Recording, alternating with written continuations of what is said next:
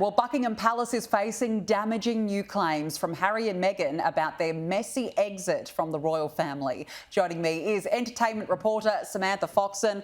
Sam, where do we even begin here? There were some real explosive accusations in this latest episode. Yeah, there certainly was. So we saw last night episode 4, 5 and 6 land, of course, last week, the first three hours, I guess, of their truth, as they were referring to it, landed on Netflix. Look, we learned a lot more last night than what we did earlier last week. The docuseries went into real detail about the lack of protection the couple received from the palace.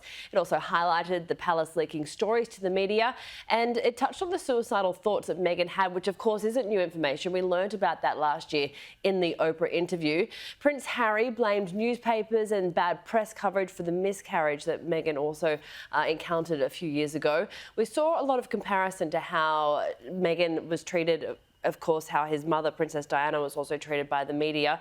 But the accusation, Tanika, everyone is talking about today is the crisis talks between Prince Charles, the then Prince Charles, and the Queen after Meghan and Harry announced they were leaving the royal family. It was terrifying to have my brother scream and shout at me and my father say things that just simply weren't true, and my grandmother, quietly sit there and sort of take it all in. We also saw, Danica, an emotional Meghan describe the toll the negative media attention had on her mental health. What I found a bit crazy is there was a lot of attention to detail on how much media scrutiny they're sort of under, and there was clips shown of them looking at the Daily Mail and reading headlines about themselves, and this is just a little bit of what went on. Let's make a fortune.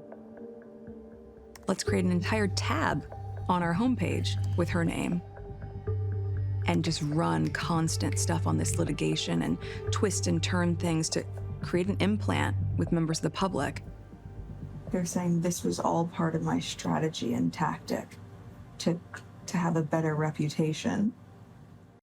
You wonder, Sam, how this is going to be received, particularly in the UK, but also America as well, where they're living.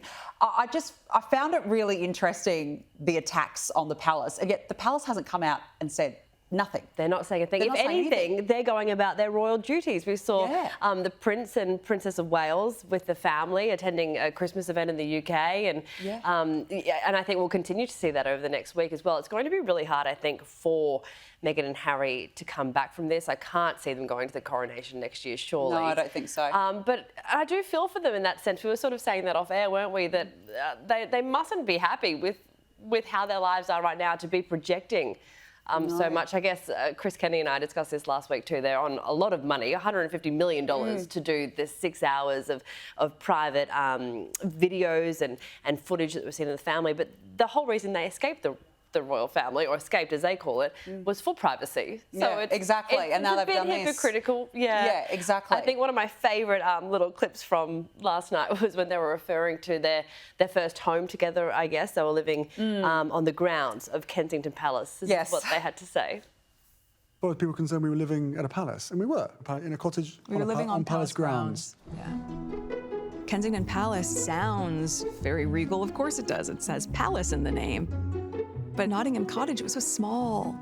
The whole thing's on a slight lean, really low ceiling, so I don't know who was there before. They must have been very short. He would just hit his head constantly in that place because he's so tall. Me with a hoe and H varnishing. It was just a chapter in our lives where I don't think anyone could believe what it was actually like behind the scenes. She continues to say, it's pretty funny, isn't it? Some bits are a bit cringe, I've got to say. She continued to say that Oprah Winfrey apparently came over for tea one afternoon and walked in and said, no one's going to believe this. Look, and as you mentioned, it has been met with mixed reviews. Yeah, so what are people saying? There are people who are saying good on them, they're freedom fighters, they've stood by their truth. There is a lot of criticism, as you can imagine. It's been a long time coming, and we are seeing a book as well released next month. I think it's January 10. But one person who has criticised them in the past, so I will point that out, is Piers Morgan, and he's certainly not happy after watching the 6th hour. Viewers are force-fed simpering clips of the pair frolicking on Californian beaches during COVID. In Tyler Perry's mansion, no less, while most people were locked down, many in tiny homes with lots of children. But they were the real victims. not the thousands of people dying from a new pandemic virus. They again cry foul, of course, at the beastly, horrible media for pursuing them and wanting to take their pictures, whilst persistently throughout this new instalment showing their own highly intrusive pictures of their own children. Well, there it is. He said his bit, but you know what? Look, fascinating.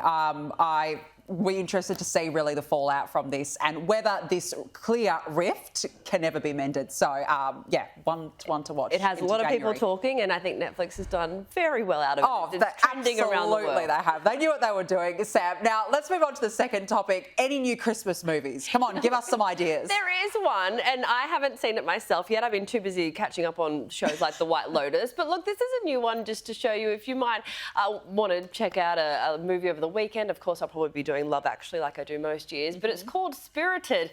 It stars Will Ferrell and Ryan Reynolds. The film is a modern retelling of Charles Dickens' 1843 novel, A Christmas Carol. It's, of course, a satire. It's not rated too well at the moment, Danica. It's sitting at about 69% on Rotten Tomatoes, but we'll have a look at the trailer.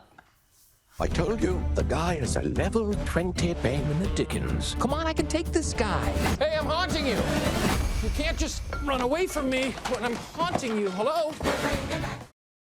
Look, I'm big fans of them both. Will Ferrell, can't really go wrong. I do love watching Elf every year. But hey, if you want a new movie, that's out at the moment on Apple TV. The other one I want to quickly point out too is Santa Camp. It's a new HBO documentary on Foxtel and Binge. It follows a professional Santa camp in the US. I spoke to the director, Nick Sweeney, a few weeks ago, and he initially wanted to start this by investigating where the origins of becoming a Santa comes from. And he learnt very quickly that there is a growing demand for different kinds of Santas around the world. And so this documentary tracks a few different Santas, including a black Santa. I say Santa, you say Claus. Santa! Claus! Santa! Claus! The New England Santa Society created a school called Santa Camp. It's starting to become more visible, and we're starting to do much more promotion of it.